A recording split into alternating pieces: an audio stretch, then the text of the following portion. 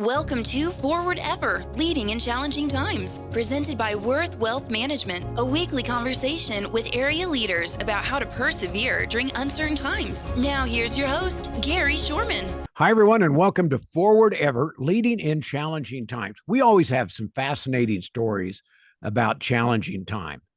But our story today goes back in history about a family that faced some very challenging times. They overcame that to do some wonderful things for Ellis County and beyond. Our guest is Joe Jeter. And Joe, welcome to our show. Thank you, Gary. I'm very pleased to be here. Well, Joe knows the history. Joe knows the history of Mark Hadley and his sisters. In fact, if you go to the front entrance of the Methodist Church on West 7th Street in Hayes, there's a plaque with the names of Mark, Dolly, and Lily Hadley there. The Hadley name is also over what used to be the Hadley Hospital on 7th Street. So there's a fascinating history that many of our people in this community don't know much about. And so, Joe, I'm not sure where to start, but I'm going to start with, who were the Hadleys? Well, Gary, I really appreciate you giving me an opportunity to talk to the public a little bit about the Hadley family.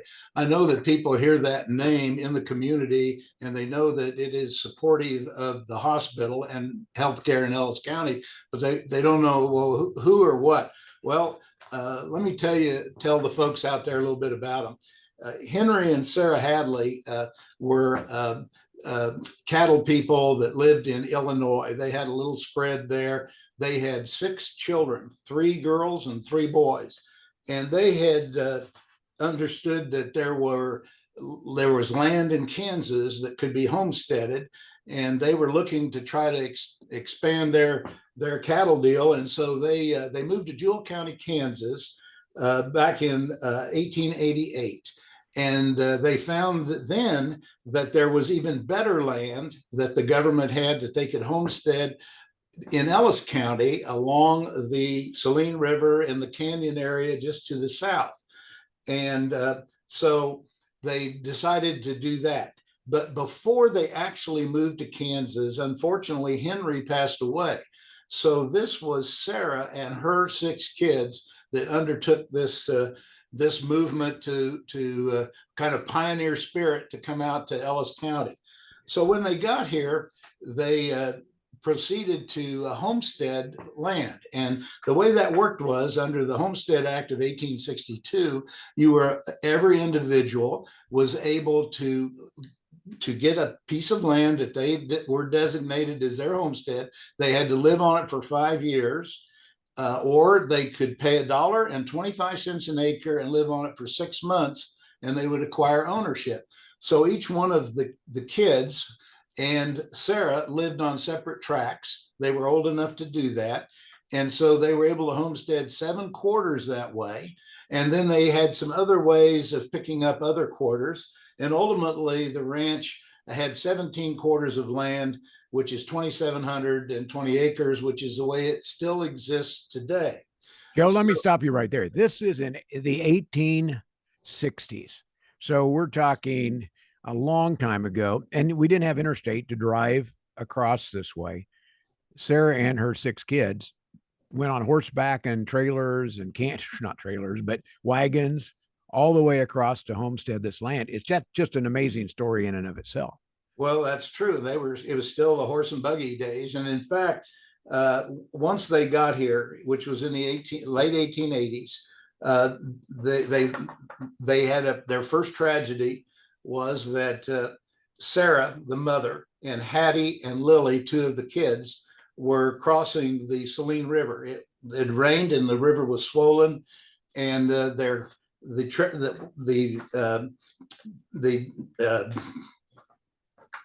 carriage that they were in tipped over, and Sarah and Hattie died. Lily survived. So now we were down to just the one daughter and Mark and his 2 brothers. Well, the brothers were helping on the ranch. And in the 1920s, they decided that was way too much effort for them. They had gone through, as you can imagine, and most of the people in our county are aware of all the trials and tribulations of trying to farm and ranch in this country in those days. They, grasshoppers, winter, disease, you name it, it happened. And the brothers decided that the gold fields were better for them.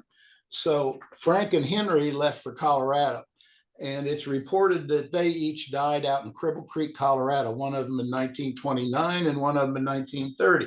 So that left Mark and two of his sisters that were the only ones surviving. Well, they continued to fight the battle all the way through the 20s and into the 30s. And then lo and behold, oil was found in the Burnett and the Bemis Pool, which was their ranch was right through the middle of all this oil. And they started drilling for oil in the late 1930s. And they were then able to salvage all of their land and to survive. At one time, they were like everyone else, they were land poor, and people were selling their mineral rights. But fortunately for all of us today, Mark Hadley was not about to sell any of the mineral rights. He kept them all through all of this difficult time. So at one time, Mark gave an interview in 1945 to the Kansas City paper. He stated that there were 53 producing wells that were all capable of producing anywhere from 300 to 600 barrels of oil a day. Now, they were prorated back in those days so that you weren't allowed to do that. But that's an indication of that this was one of the biggest oil fields ever in Kansas.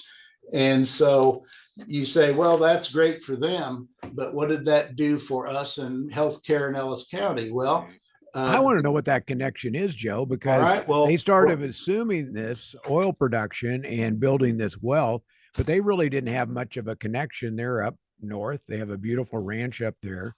At some point, it transferred over into a hospital in Hays and the Methodist Church and some other things. I'm going to tell you about that. Sarah was a devout Methodist. Now, Mark reportedly wasn't particularly religious, but whatever Sarah wanted, he would go along with. And so they were going to church when she drowned. She was trying to cross the river to go to Sunday school. And so Mark had always indicated to friends that he was interested in healthcare in Ellis County. Well, his two sisters both passed away before he did. The last one in March of 1949. Mark then passed away in October of 1949.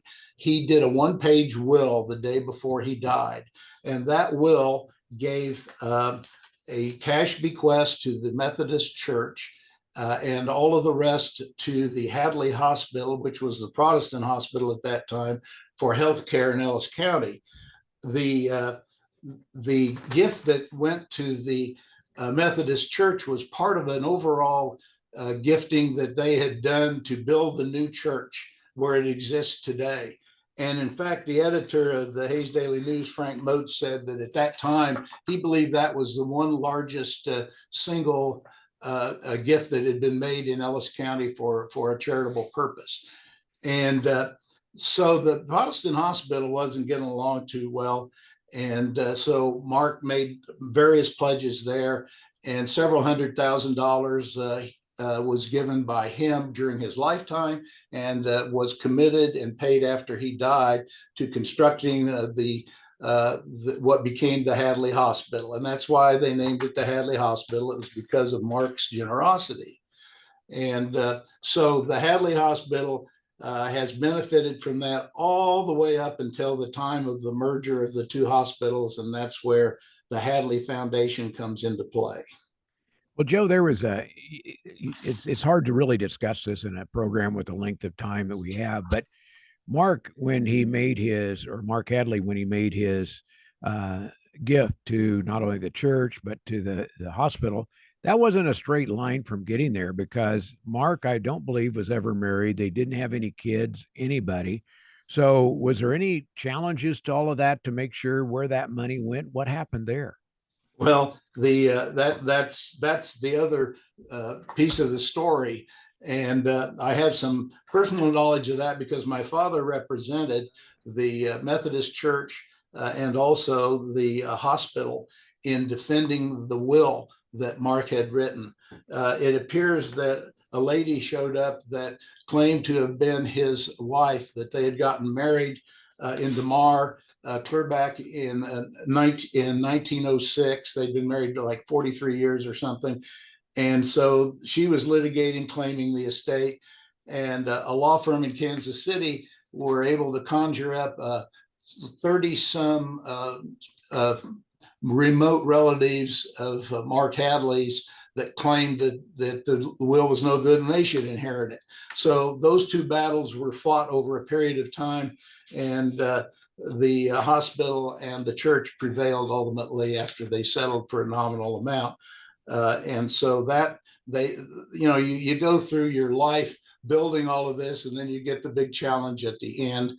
But it's a wonderful story of people that came with really not a lot. It was their grit and determination and courage that let them stay there on the ranch, do what they could do. They hit the oil, and it's all coming for the benefit of healthcare in Ellis County. It can't be a better story than that. And I know the Hadleys would love the success that the foundation had given to that. And you mentioned when the combination between, or when the merger between Hadley and St. Anthony's Hospital took place, that turned in, that's where the foundation was created. What are the goals and aspects, and what is the foundation set up to do today? Well, it's just a generalized goal of supporting healthcare in Ellis County, and in particular Hayes Medical Center. The Hadley Foundation was established when the merger occurred in 1991, specifically as a supporting institution for the hospital. That was part of the merger. And so all of what the Hadley Foundation has and does is for the benefit of basically Hayes Med. And I think that there has been over $11 million in donations made over the past 15 or 20 years, and it'll continue indefinitely in the future. And a lot of people wonder about the art collection that's there. And the art collection was all started back at the Hadley Hospital days. Don Stewart and some others decided they needed some nice art there at the Hadley Hospital. So it started at that time. And then after the merger, the administrator at that time thought that it was great to continue with that. So the collection is owned by and financed by the Hadley Foundation, and is on loan to the hospital. And it is there to help patients and people that are in the hospital, visiting patients. It just has a calming effect, and it's been a great asset, we think, to the hospital and to the overall care at the hospital. I know just recently the foundation was involved in the new surgical room that allows a lot of different possibilities for surgery. The Hadley Foundation was largely involved with that. But to get there, you have to walk through that art. And for those of us that have spent time in the Hayes Hospital, you have a chance to walk through some of the most beautiful art in the state of Kansas. Did you select that? No, no, that's not my responsibility. It's my responsibility to make sure that the art committee stays in budget. And we have an art committee that's headed by Dr. Curtis and others that have more knowledge of art than I do, that help with maintaining it and making minimal acquisitions. It's not an item that is top of mind to everybody at the hospital, but it is. We want to maintain and ensure its integrity. It is, frankly, if not the biggest, one of the biggest and best art collections of Kansas artists anywhere. And we're very proud of it and glad that it's there at the hospital. Joe, I want to take a quick break here, and we'll come back in just a second and talk about how the foundation is set up today. And once we talk about the Hadleys, how they transferred that to something that continued really indefinitely in perpetuity. And we'll talk about that when we come back. Our guest is Joe Jeter. We're talking about the Hadley Foundation, and we'll be back after this. Since 1776, the United States of America continues to stand tall. It's been tested before, many times. Through grit and the ability to move forward, we create better tomorrows. We help our clients live their best lives to and through retirement. We make it easier. Thank you, Kansas. Worth Wealth Management, enhancing lives and strengthening families. Welcome back to Forward Ever, leading in challenging times. And what an amazing story. You talk about a family moving from Illinois, moving across the country, setting up a ranch, building that ranch, finding some oil, finding an avenue to then transfer that wealth to the betterment of those of us who live in Hays today. Joe Jeter is our guest. Joe's been involved as chairman and president of the Hanley Foundation. And we talked earlier about what they do. Everything today from putting together and building, helping build beautiful new facilities at Hays Med, but also some of the artwork that is there to help us when we're not maybe feeling the best, but we can see that artwork and it helps us feel better. Joe, it's been good having you on the show, but I want to talk a little bit about that gifting aspect of what that means to the foundation, and then a little bit about the governance of that foundation, because the Hadleys turned over the foundation to others. And now you and others on that foundation board have to decide what's next to do. But there's an amazing story there of gifting as well. Well, when the branch came from through the estate of Mark Hadley and went to the hospital board of trustees at the Hadley Hospital were the folks that organized it and maintained it and kept it going. And once the merger occurred, a separate corporation was set up, a nonprofit corporation with some of those same people and some others, all volunteers, by the way, to go ahead and administer and to see to the stewardship of the ranch. It's interesting to note that one-page will of Mark Hadley's had a provision where he said the ranch should never be sold, which was interesting. And so we know what Mark Hadley wanted this property to be used for. And that is exactly what's being done with it. It's being used for healthcare and for the merged hospital. And that's what it'll continue to be used for, with volunteers that have had some connection with the hospital and knowledge of what's right and so forth. We work very closely with the foundation at the hospital and with the administration and have a great relationship there. And it's been a very, very satisfying experience for all of us. So when you see the artwork up there, you can think about this family that did all of that. There's another part to this, and you just talked about it, how the ranch could never be sold. But even today, it's difficult to manage a ranch. And you're also involved in some of that ranch management, correct? Yes, we've got some expertise on our board. Paul McCray, of course, people know who Dr. McCray was. He was a tenant for years out there and was very, very knowledgeable. John Brethauer before him, who was out at Fort Hays State and was a cattle expert. And Alan Moore has been really helpful in this process. And we've got a great tenant out there. It's leased for ranching. And so we still have cattle out there with a tenant that runs the cattle. And then, of course, we've got all of the various oil companies that are out there taking care of the oil production. So I will add this, however. His will did say this was his intention, that he did not want it ever sold. However, there was some litigation over that, and it was determined that was against public policy. It was a strain on alienation, which is kind of a legal deal. So it could be sold if it had to be, but there are no intentions of selling the ranch or any of the mineral rights.